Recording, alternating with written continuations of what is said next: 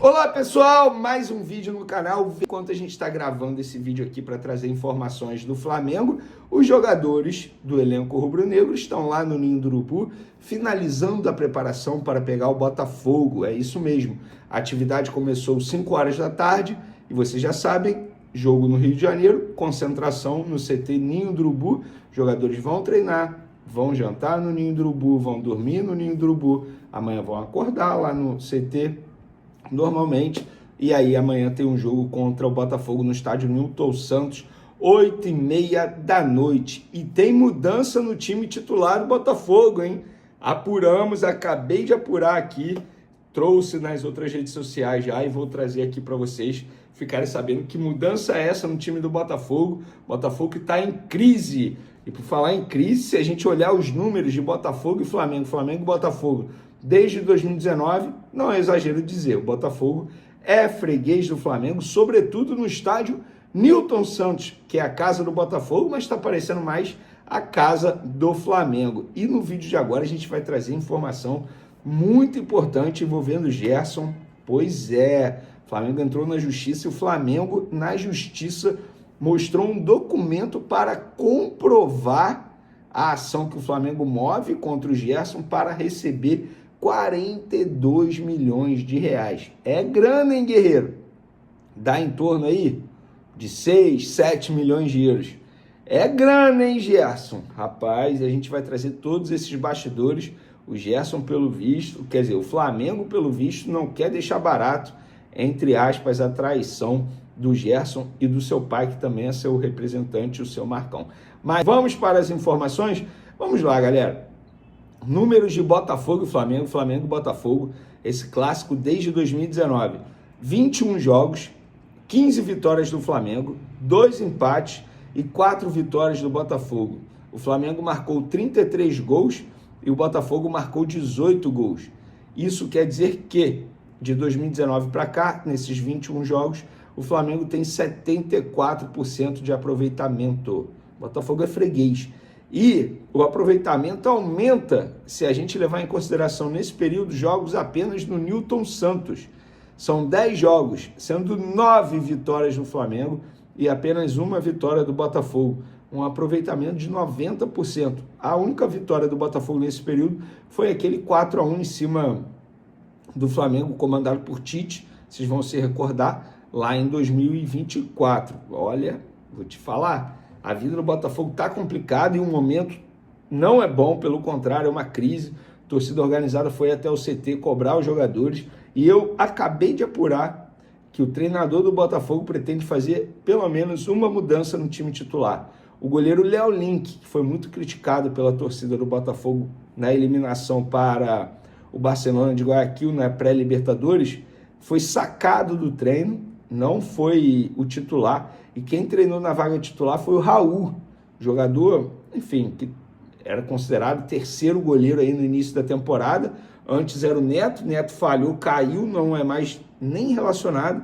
Entrou o Léo Link pelo visto não deu conta do recado e agora entra o goleiro Raul. Vou ser muito sincero, apesar de ser o início de trabalho do Flamengo com o técnico Leonardo Jardim, o Flamengo chega como favorito. Não é soberba dizer isso. O momento do Flamengo é melhor, o time do Flamengo é melhor, o elenco do Flamengo é melhor.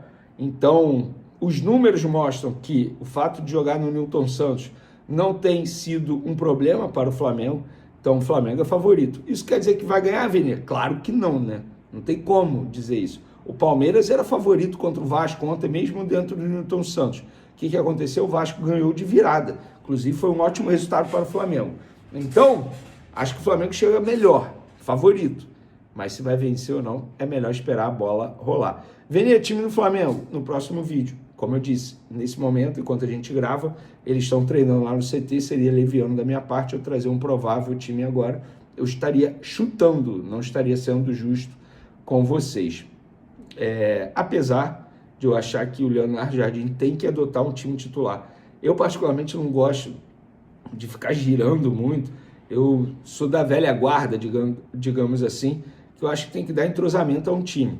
E aí, enfim, com a necessidade você troca. Mas eu acho que você tem que ter um time titular, um time base pelo menos. Ficar mudando a todo momento eu particularmente Não gosto. Galera, olha essa notícia dos bastidores envolvendo Flamengo e Gerson, essa briga na justiça aí.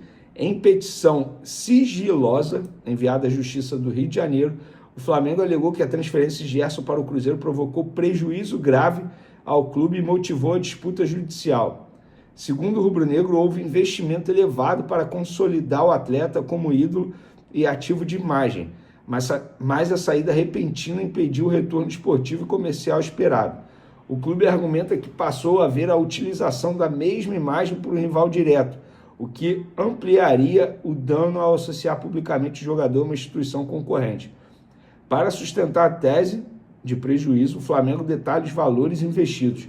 Em 2019, pagou cerca de 50 milhões de reais pelos direitos federativos, com um salário de 308 mil e 205 mil em direitos de imagem.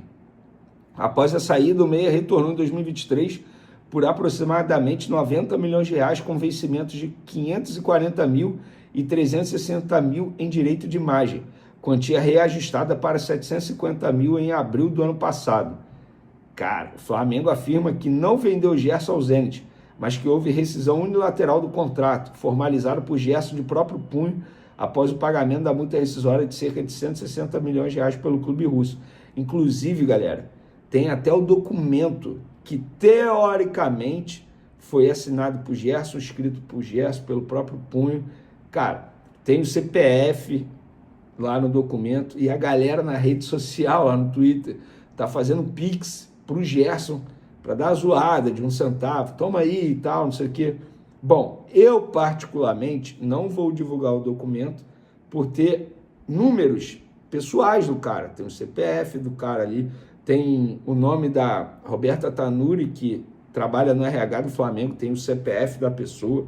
Eu particularmente não vou fazer isso, mas de fato tem esse documento e de fato tem as pessoas zoando, fazendo pix de 1 centavo, valor baixo, e mostrando que aparece sim o nome do Gerson.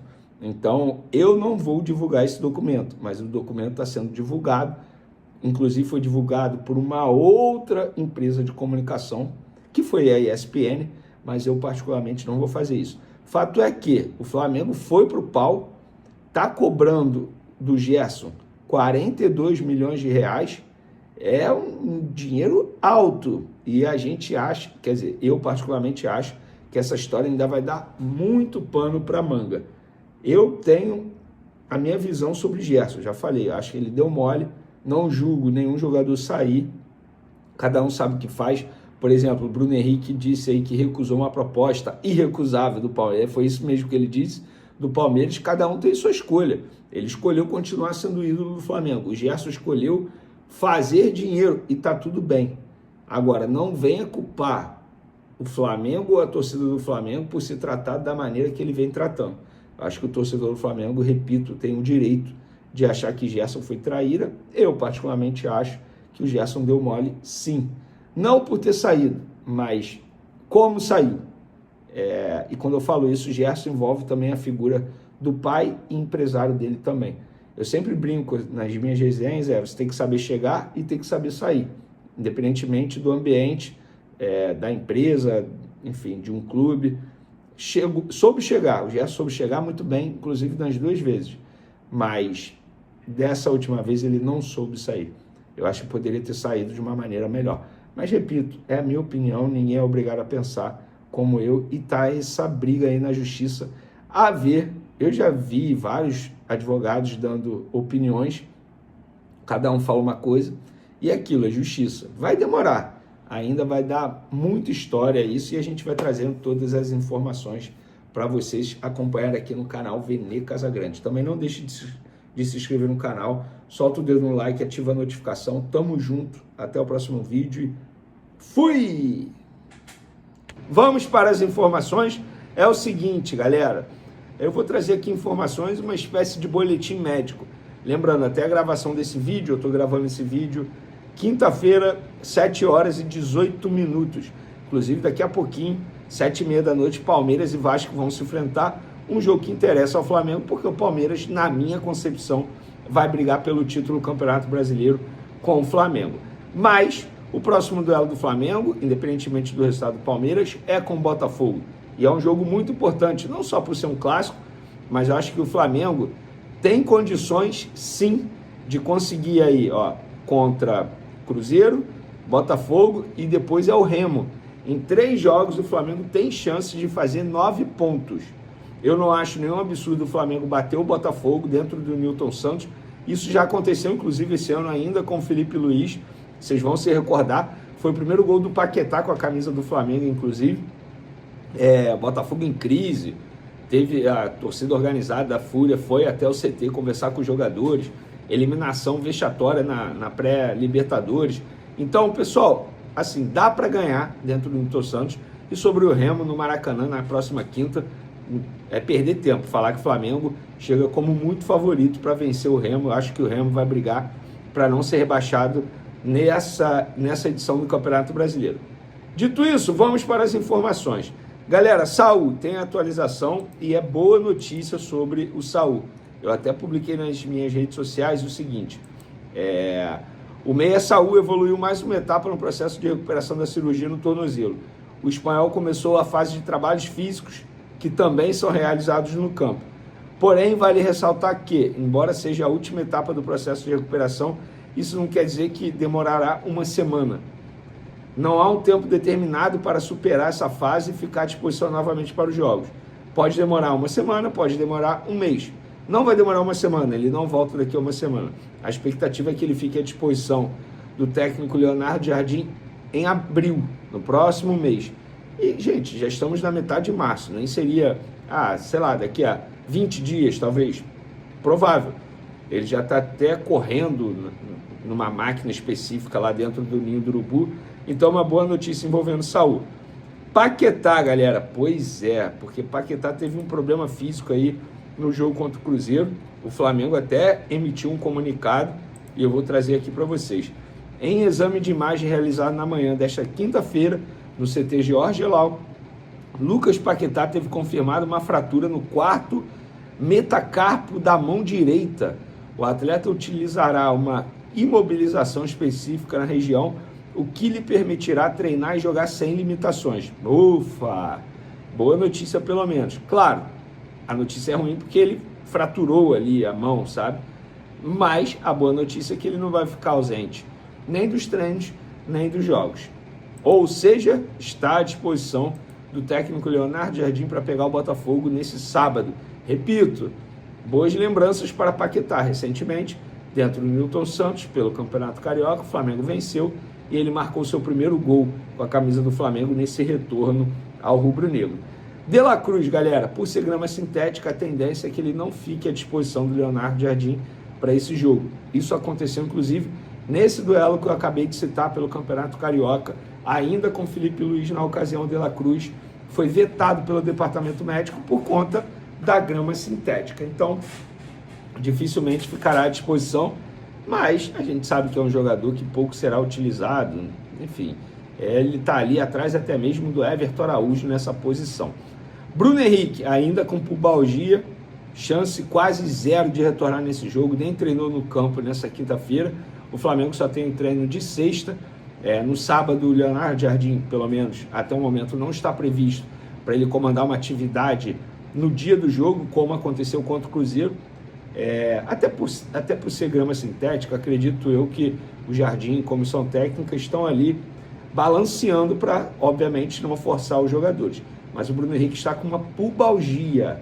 Isso dói, galera. Dói muito, ele está com muitas dores ainda e o departamento médico quer zerar essa dor que o Bruno Henrique está sentindo para ele, teoricamente, ficar 100%. Lembrando que o contrato de Bruno Henrique com o Flamengo vai até dezembro desse ano e ainda não tem nenhuma movimentação da diretoria para iniciar uma conversa por uma renovação de contrato.